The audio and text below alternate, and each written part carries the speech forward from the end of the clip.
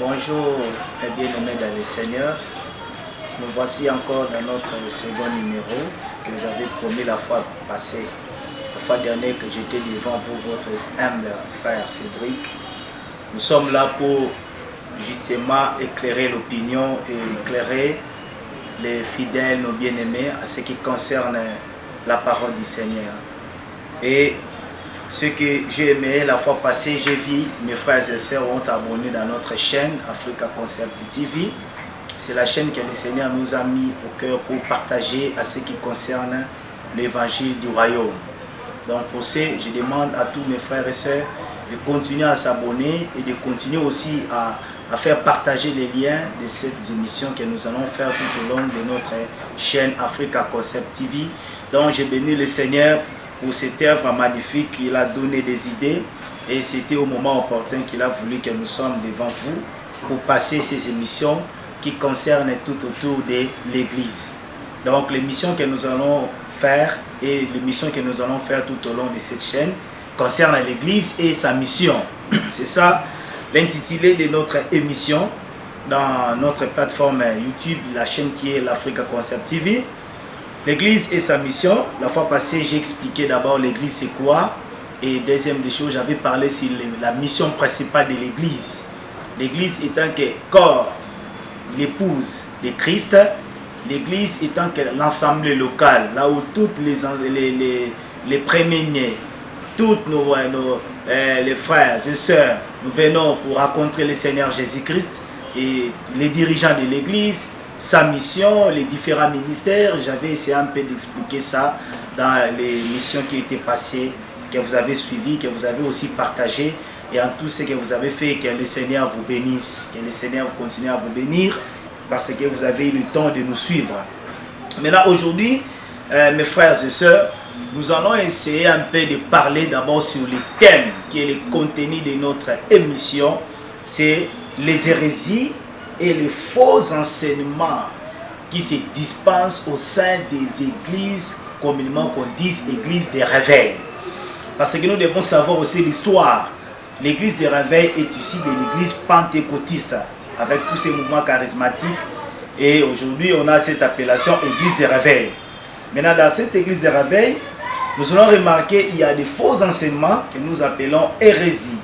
C'est pour cela que nous allons aussi tenter aussi d'expliquer d'abord le terme hérésie, c'est quoi?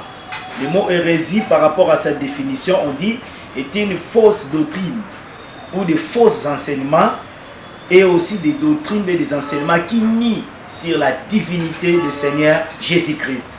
Donc l'hérésie, ce sont les enseignements. D'abord, l'objectif de ces enseignements, c'était quoi? C'était de nier la divinité de notre Seigneur Jésus-Christ. Alors, il y avait plusieurs sortes de hérésies. Les hérésies ne sont pas datées seulement aujourd'hui. Donc, les hérésies, ça commençait même à dater dès le 1er siècle. C'est pour cela, par rapport à nos recherches et par rapport aux études qu'on a fait tout au long de notre formation, on a eu à prendre connaissance et la naissance de quelques hérésies. Donc, les hérésies du 1er siècle, ça existait. Il y a les hérésies du 3e siècle. Il y a même des hérésies jusqu'à nos jours aussi. Nous remarquons aussi qu'il y a de faux enseignements. Et tout ça, c'est ça qu'on appelle hérésie. Par exemple, par rapport aux hérésies de la 1er siècle, il y avait d'abord les dionismes.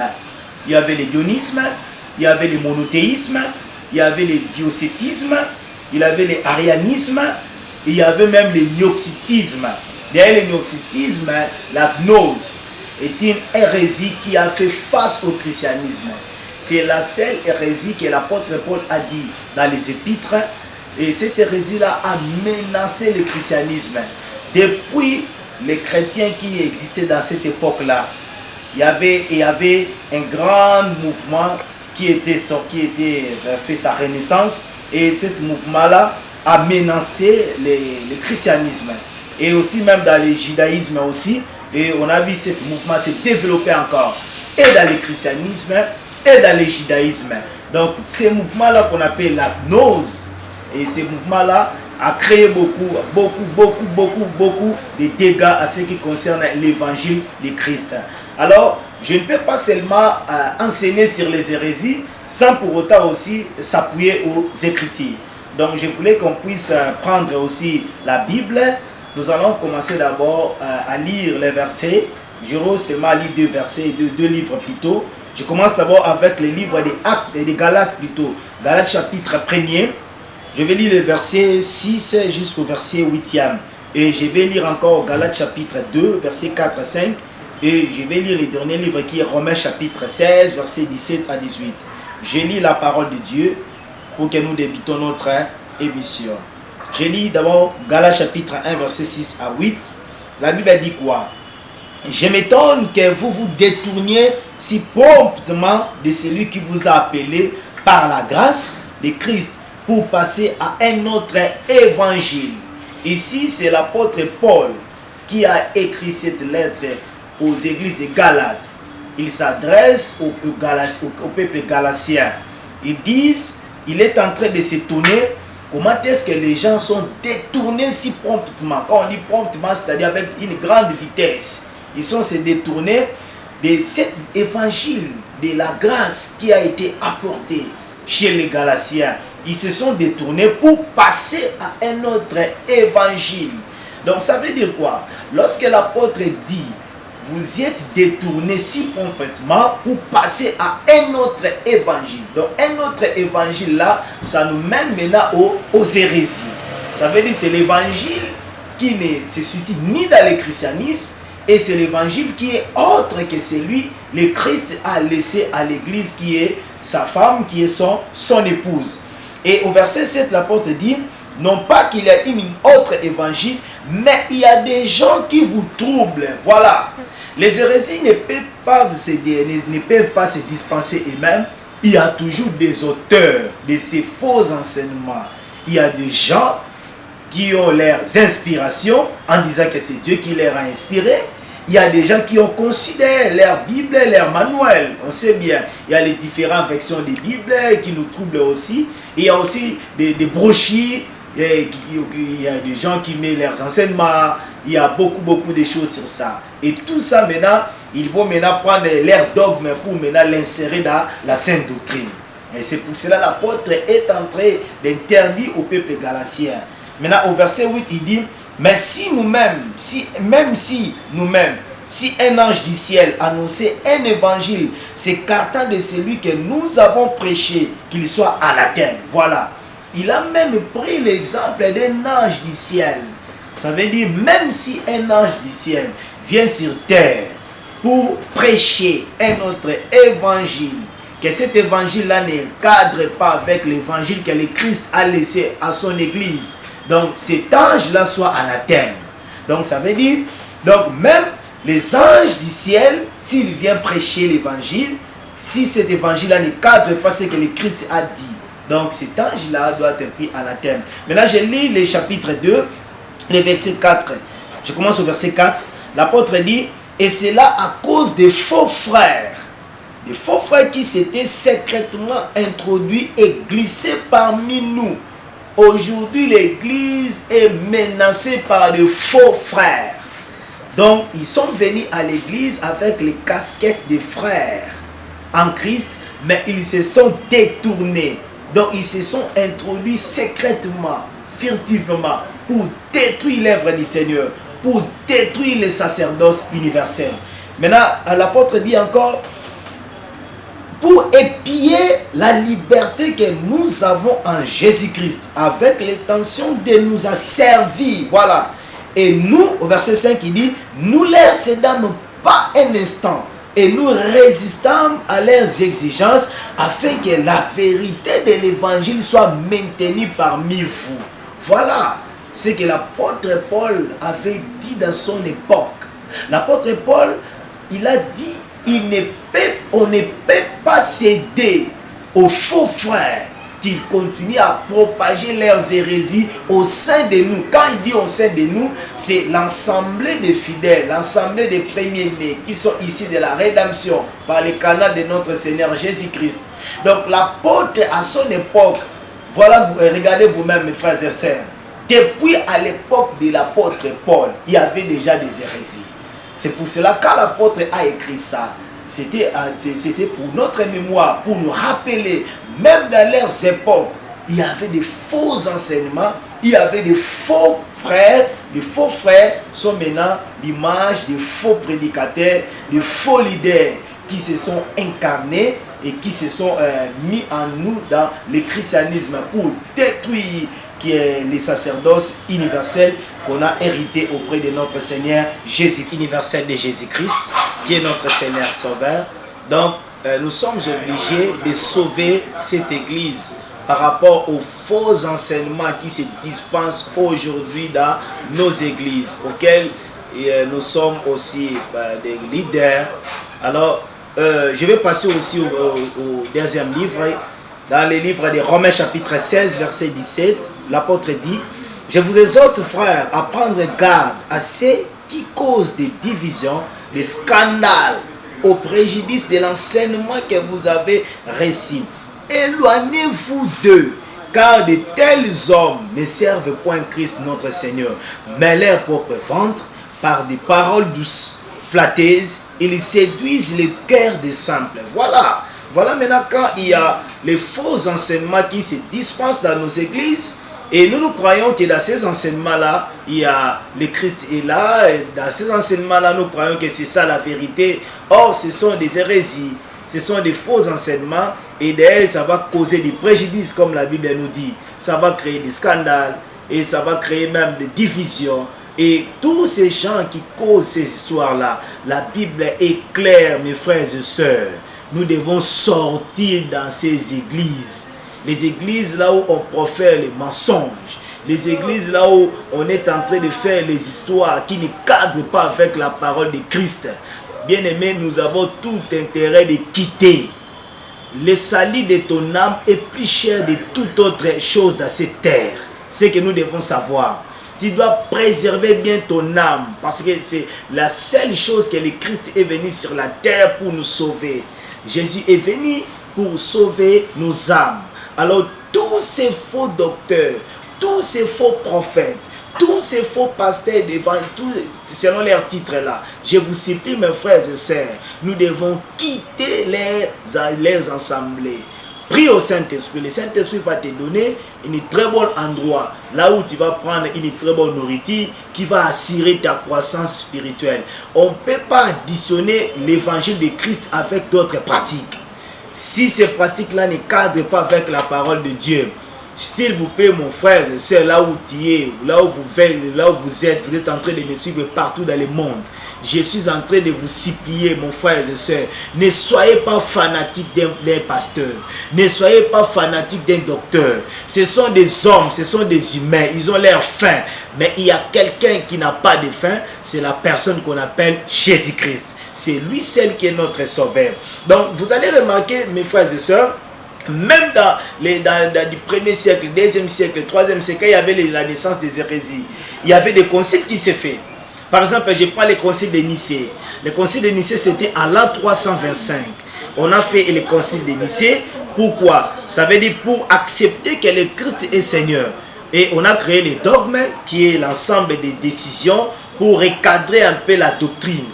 Donc c'était pour le concile de Nicée, ça s'est fait pour recadrer un peu la doctrine. Parce que le christianisme a été envahi par les différents sectes. Il y avait les différentes hérésies, des faux enseignements qui a fait que la doctrine du christianisme soit profanée. C'est pour cela qu'il y avait même le concile qui s'est fait, concile de Nicée, c'était en l'an 325. Là, c'était pour reconnaître la divinité de notre Seigneur Jésus-Christ. Ce concile s'est fait pour reconnaître aussi la Trinité. À part le concile de Nicée, il y avait même le concile d'Éphèse. Il y avait le concile d'Éphèse. Surtout le concile d'Éphèse, c'était pour recadrer les fidèles qui se sont détournés aux pratiques de la gnose. La gnose, c'est ce que nous appelons le gnosticisme. Donc c'était des faux enseignements hérétiques en vue de détruire le christianisme et le judaïsme. À part le concile d'Éphèse, il y avait même le concile de Carthage qui s'est fait dans les villes de Tunis aujourd'hui, le concile de Carthage, il y avait de Constantinople, il y avait le concile de Trente, il y avait plusieurs conciles qui s'est fait. Tout ça, c'était pour recadrer la sainte doctrine. Donc, les gens puissent rentrer maintenant à l'originalité de la parole de Dieu. Parce que ce que nous venons de dire tout au long de notre émission, la parole de Dieu aujourd'hui est profanée. il y a des faux frères. Par exemple, dans le livre de 2 Pierre chapitre 2, ce que l'apôtre Pierre dit. Il y a parmi le peuple de faux prophètes et il y aura de même parmi vous de faux docteurs qui introduiront sournoisement des sectes pernicieuses et qui régnant les maîtres qui les a rachetés attireront sur eux une ruine soudain. Au verset 2, il dit: plusieurs les suivront dans les dérèglements et la voie de la vérité sera calomniée à cause d'eux. Par cupidité, ils vous exploiteront au moyen des paroles trompeuses et qui menacent depuis longtemps à la condamnation et dans la ruine. Ne sommeillez point, mes frères et sœurs. L'Église est en train d'approcher vers le temps du soir. Selon les calendriers eschatologiques, l'Église, nous sommes dans le 6e jour. Et ça reste un seul jour pour que nous atteindrons le temps du soir. Mais bien aimés, vous devez bien garder vos âmes.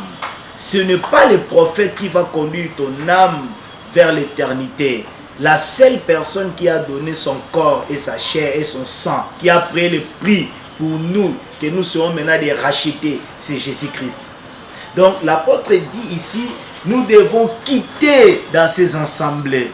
Et maintenant, l'apôtre Pierre nous introduit encore une autre notion qu'on appelle les sectes. C'est quoi les sectes? Les sectes, ce sont des enseignements exotériques qui se font dans les secrets. Aujourd'hui, l'église des réveils, par exemple ici dans mon pays au Congo. Au Congo, l'église des réveils est menacée par les sectes qui font rage. C'est ce que maintenant nous allons donner les détails de ces sectes-là tout au long de notre émission. Abonnez-vous dans notre chaîne Africa Concept TV. Vous allez apprendre toutes ces vérités que le Seigneur nous a mis au cœur pour éclairer l'évangile de Christ. Aujourd'hui, l'église des réveils au Congo est menacée par les sectes qu'on appelle Kabbale juif. Les sectes de Kabbale juif est issu au judaïsme. Or, c'est quoi le judaïsme? Le judaïsme, c'est la religion ancestrale des peuples juifs. Donc, ce qu'ils pratiquaient chez leurs ancêtres, et ils ont fait maintenant le mélange avec le christianisme. Et maintenant, aujourd'hui, il y a l'apparition de faux prophètes, de faux docteurs qui viennent maintenant dans notre pays. Ils ont maintenant introduit ces sectes-là de judaïsme. Et comment est-ce que nous allons reconnaître ces sectes-là de judaïsme? Il y a plusieurs méthodes et plusieurs moyens que nous allons reconnaître ces sectes-là. D'ailleurs, c'est le secte qui est le plus dangereux. Pourquoi? Parce que il est en train de détruire la vérité de l'évangile. On a ramené les gens dans l'Ancien Testament. Église, corps de Christ, l'épouse de Jésus. Écoute-moi, votre frère. S'il vous plaît, mes frères, vous allez remarquer ces faux prophètes, ces faux docteurs en disant, par rapport à les enseignements qui sont des enseignements purement exotériques. Par exemple, j'ai suivi l'un des prédicateurs. Parmi eux, je ne peux pas citer son nom, que le Seigneur lui fasse grâce, qu'il se répand. Il est en train de prêcher sur l'incarnation des ancêtres. Il est en train de prêcher sur les reliques. Voilà ces enseignements-là. Maintenant, si on prend l'église du christianisme, on voit l'église primitive, l'église que les apôtres, les églises que les apôtres ont léguées aux pères de l'église, par exemple Origène, Athanas, tous ces pères-là qui ont succédé les apôtres. Bien aimé, il n'y avait pas les enseignements sur les reliques. Il n'y avait pas les enseignements sur l'incarnation. Mais aujourd'hui, nous voyons, il y a des faux enseignements qui se dispensent dans notre église.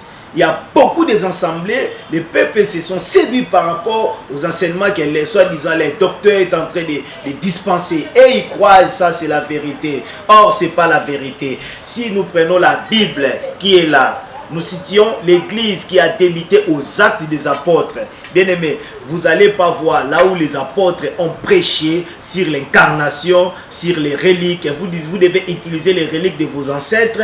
Vous devez faire les cultes aux ancêtres. Tout ça, ce sont des enseignements judaïques et ce sont des enseignements qui ne cadrent pas avec l'orthodoxie de la parole de Dieu. Frères et sœurs, vous devez fuir ces églises-là. Je vous dis et je vous répète, mes frères, fuyez ces églises-là. Ne soyez pas les fanatiques de vos docteurs, ne soyez pas les fanatiques de vos prophètes, ne soyez pas les fanatiques de vos pasteurs, mais soyez les fanatiques de Christ. C'est le seul canal qui nous a amenés pour être sauvés. C'est les enseignements que le Seigneur Jésus-Christ a légués aux apôtres. Et aujourd'hui, nous voyons les sectes tels que j'ai dit, les kabbales juifs. Et le kabbale juif a fait tellement de rage. Et comment est-ce que nous allons reconnaître que ces gens-là, ils pratiquent des kabbales juifs? Vous allez remarquer, par exemple, si des célébrations de fêtes des vétérotestamentaires. Par exemple, la fête des tabernacles. Oh, le véritable tabernacle, c'est le Seigneur Jésus-Christ. On ne peut pas continuer à fêter la fête des tabernacles. Il y a des fêtes, je vois les fêtes des juifs, toutes ces fêtes-là. Ces fêtes-là n'ont pas d'importance. Je sais qu'il y avait plusieurs fêtes dans les sacerdoces lévitiques. Or, nous ne sommes pas dans les sacerdoces lévitiques. Hébreu le dit clairement, Hébreu chapitre 7. Si nécessairement les sacerdoces lévitiques étaient les sacerdoces les plus meilleurs, alors pourquoi il y a encore l'apparition d'un autre souverain sacrificateur? Non selon l'ordre d'Aaron, parce que c'est Aaron qui était le grand prêtre de ces sacerdoces-là. Mais on dit selon l'ordre de Melchisédek. Donc selon l'ordre de Christ. Donc l'église ne peut pas se situer encore dans les sacerdoces lévitiques. Oh, les sacerdoces lévitiques, c'est les vétérotestamentaires ou bien c'est l'Ancien Testament. Mes frères et sœurs, chers pasteurs, chers docteurs, je vous supplie, rentrons à la saine doctrine. Nous devons cesser de dispenser ces faux enseignements. Ces enseignements-là n'aident pas l'Église. N'aide pas l'Église à la rencontre de son épouse. Ces enseignements-là, ça fait un frein pour l'épanouissement. C'est pour cela que vous allez remarquer dans notre pays. Pourquoi le pays est en train de boiter?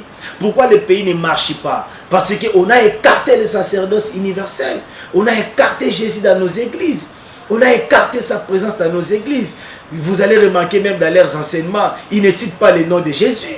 Il ne prend pas le temps de citer même le nom de Jésus. Oui, il peut aussi citer Papa Aris, mais en réalité, ce n'est pas le vrai Jésus. Parce que même dans la Bible, il y avait même des bars Jésus.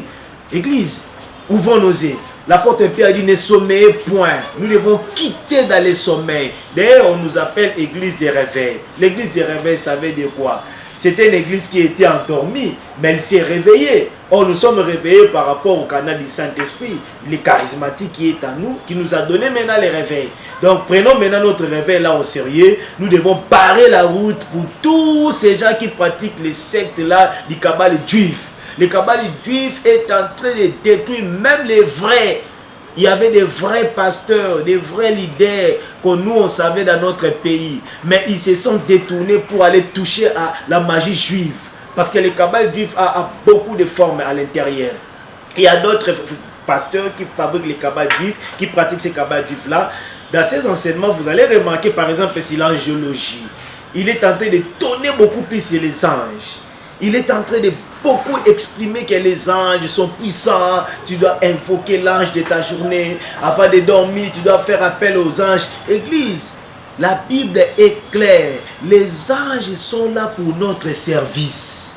L'ange, tu ne peux pas donner l'importance à un ange par rapport à Seigneur Jésus-Christ. Alors, nous venons de remarquer dans ces églises-là, il y a la vénération des anges. Si vous remarquez un prédicateur, il est en train de vénérer beaucoup plus les anges. Soyez prudents dans ces messages. Attention, vous serez initiés par ces sectes-là. Et la deuxième des choses, c'est que vous allez remarquer, les gens qui fabriquent, les gens qui pratiquent plutôt les sectes du kabbale juif, vous allez remarquer même dans leurs tenues les tenues sacerdotales, bien les habits sacerdotales. Je ne peux pas refuser que je sois catégoriquement par rapport aux habits sacerdotales. Parce que dans les sacerdoces, il y a aussi la tenue. Un sacrificateur a son tenue. Mais si je regarde maintenant dans les actes des apôtres, quand l'église a débuté, on n'avait pas exigé aux apôtres de porter seulement les habits sacerdotales. D'ailleurs, et les juifs, les tenues habituées même chez les hommes, c'était quoi? C'était la tunique. C'était la tunique. Et maintenant, avec cette tunique-là, il n'y avait pas assez de coloration. Mais aujourd'hui, j'ai remarqué, il y a des pasteurs, des docteurs, des prophètes, et ils commencent même à porter des tuniques. Et dans leurs tuniques-là, ils ont même ajouté des croix. Et il y a même des chaînettes en croix, des amulettes. Et toutes ces histoires-là, ça porte quoi avec l'église d'aujourd'hui? sur les cérémonies de mariage, là, je peux accepter. Mais si vous les portez par rapport à ce qui concerne vos sectes que vous venez d'être adhérés, là, mon frère, je vous dis clairement, repentez-vous. Rentrons à la sainte doctrine. Ce n'est pas la tenue qui attire la présence de Dieu. Ce n'est pas les talites qui attirent la présence de Dieu. Mes frères et sœurs, qu'on ne vous ne trompe pas. Si on vous vante des talites, on vous vante des huiles, on vous vante des bougies, on vous vante du sel, on vous vante de l'eau. Bien-aimés, je vous dis, dans ces églises-là, vous devez sortir. Vous devez sortir dans ces églises-là. L'apôtre Paul dit que sortez au milieu d'eux. Jésus n'avait pas vendu l'huile. Jésus n'avait pas vendu l'eau. Jésus n'avait pas fait la délivrance avec les bougies. Jésus n'avait pas fait la délivrance avec les talites. Aucun jour j'ai vu dans la Bible que Jésus, avant de faire passer quelqu'un à la délivrance, il prend les bougies, il allume les bougies, il prend les talites, il porte les talites et il met les bassins, il prend de l'eau, il jette du sel, il commence à faire la délivrance. Je n'ai pas vu ça.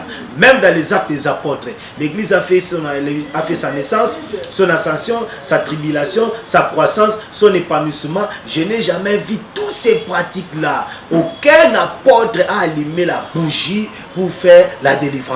Aucun apôtre, il a écrit sur les talites. Église, je vous dis, mes frères et sœurs, nous devons sortir dans toutes ces églises-là. Si vous remarquez votre pasteur, votre docteur, votre prophète, il utilise les talites. Et il a une chaînette. Une chaînette, il y a même des représentations dans cette chaînette-là. Il y a même des bagues aussi. Il y a même des épées avec les signes maçonniques. Je vous dis, mes frères et sœurs, vous devez fuir dans ces églises-là. Priez au Saint-Esprit. Le Saint-Esprit va vous faire grâce. Il va vous diriger dans les eaux paisibles. Et c'est là où vous allez puiser le véritable taux qui est la parole de Dieu. Et c'est ce taux-là qui est la parole de Dieu qui va vous amener à la croissance et ça va préserver votre âme pour que vous ne tombiez pas dans la tentation, pour que vous ne tombiez pas dans la perdition. Donc, ce que je viens de dire, je sais qu'avec les émissions qui vont suivre, maintenant je vais parler aussi par rapport à d'autres sectes. Par exemple, si j'ai parlé sur les cabales juifs, j'ai beaucoup tourné sur les cabales juifs et les émissions qui vont survenir encore, nous allons parler par exemple sur les New Age. Les New Age aussi, on voit ça. Le pasteur ici, il adhère dans les New Age. Lui et sa femme vont être adhérés dans les New Age. Donc, l'autre, quand il meurt, l'autre ne peut pas voir son corps. Donc, il y a beaucoup de sectes qui est envahi maintenant dans nos églises. Il y a même des décorations de temples. Il y a même des décorations, des signes maçonniques dans les temples. Vous allez remarquer même dans leurs toitures. Les toitures qui sont conçues par rapport aux ordres qu'on leur avait donnés dans leur monde là. Il y a même des signes dans des églises. Vous allez voir même dans les carreaux, vous allez voir même dans les poteaux de l'église. Donc il y a des représentations des signes maçonniques. Tous ces signes-là, qui si vous les surveillez bien, vous les regardez, bien aimé, fouillez dans ces églises-là. Vous êtes en train d'entraîner votre âme dans l'enfer. Je viens de dire au commencement, l'âme coûte cher. Tout ce que l'homme possède, l'homme va laisser ça. Personne ici sur terre, il va partir avec les histoires que le Seigneur lui a données. Mais ce qui compte beaucoup plus, c'est l'âme. Que ton âme doit être sauvée. Que ton âme doit rencontrer le Seigneur Jésus-Christ. C'est pour cela que je vais aussi parler dans les émissions qui vont suivre sur les pratiques, les différentes pratiques qui se font. Et nous allons même démontrer les différents signes. Par exemple, il y a des gens qui vont me poser des questions. Oh papa, montre-nous ces signes-là. Je vais parler ça. Même si les 70 génies du Kabbale, je vais enseigner ça sur les Kabbales juifs, les signes maçonniques. Je vais démontrer ça dans nos émissions qui suivent. Donc c'est pour ça que nous allons atterrir dans ces points-là. Donc j'exhorte à l'église du Seigneur. J'exhorte à mon église au Congo, partout aussi dans le monde. Vous qui me suivez, mes frères et sœurs, je vous dis, préservez bien vos âmes. Priez le Seigneur, que le Seigneur vous montre les véritables églises auxquelles vous devez aller pour écouter sa parole de Dieu. Ne soyez pas les fanatiques des pasteurs. Ne soyez pas les fanatiques de vos prophètes. Ce n'est pas les prophéties qui vont vous sauver, mais c'est les véritables paroles de Christ, la pire évangile que Christ a légué à l'église, son édifice, son corps. C'est cela qui va vous sauver. Donc, pour ce, je me limite par là, mes frères et sœurs. abonnez-vous massivement dans notre chaîne Africa Concept TV.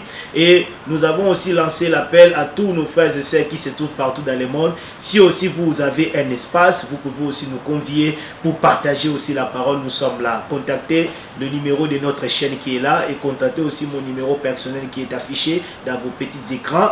Appelez-nous, posez-nous des questions. Si aussi vous avez besoin de prières, venez, on va prier pour vous. Même si vous avez touché aussi à la magie juive, les Kabbales juives, les New Age, si vous avez aussi déjà adhéré dans ces sectes-là et vous sentez à vous que vous avez ces soucis de se repentir, venez, nous sommes là, les Seigneurs.